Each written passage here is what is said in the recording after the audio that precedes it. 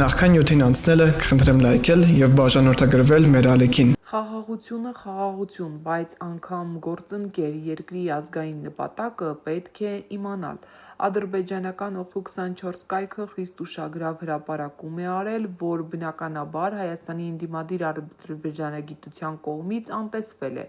Այդ կարգի նյութն, ինչպես Երևանում են ասում, ձեռ չի տալիս։ Լրատվամիջոցը, որ ակնհայտորեն ներքաղաքական նպատակ է հետապնդում, այնպիսի հարցադրում է արել. Ժողջակատի առաջնորդ Ալի Քերմիլին կարող էր լուծել Ղարաբաղի հարցը եւ տալիս է դրական պատասխան, բայց դա չէր լինի Ադրբեջանի ազգային պետական շահերից բխող լուծում, պնդում է Օխու 24-ը եւ հիմնավորում, որ Քերմիլին, լինելով արևմտամետ ժողովրդավար, չէր կարող շահել Թուրքիայի նախագահ Էրդողանի վստահությունը, Ռուսաստանի հետ հաստատել վստահելի հարաբերություններ։ Լրատվամիջոցը փաստացի բացահայտում է, որ Լեռնային Ղարաբաղի հարցի լուծման հիմքում ընկած է ռուս-թուրքական սկզբունքային համաձայնությունը,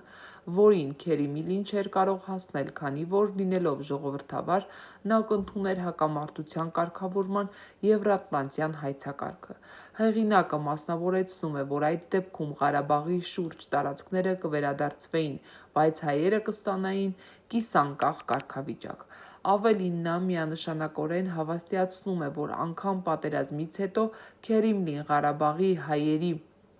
կամավոր պարտադիր տեղահանություն չէր իրականացնի։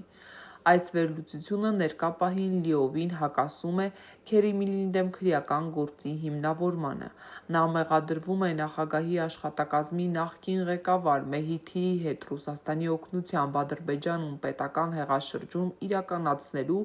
եւ իշխանությունը բռնազավթելու փորձի մեջ, բայց դա Ալիևի խնդիրն է, թե հակառուս ժողովրդավար Քերիմլին ինչպես է ներկայացնելու Կրեմլի գործակալ։ Ադրբեջանական կայքի հրապարակումը կարևոր է նրանով, որ բացահայտում է հայկական դիվանագիտության քառորդդարյա բացարձակ անմեղսունակությունը,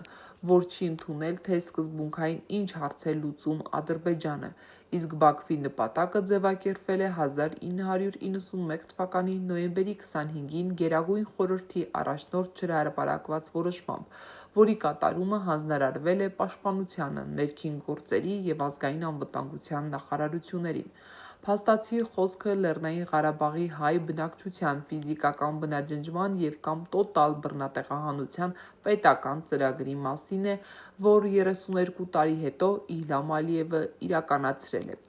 Այս դառը աղետալի փորձի նկատմամբ այսօր գերխնդիր է ըմբռնել, թե Ադրբեջանը համարում է, որ բոլոր նպատակներն իրականացված են, թե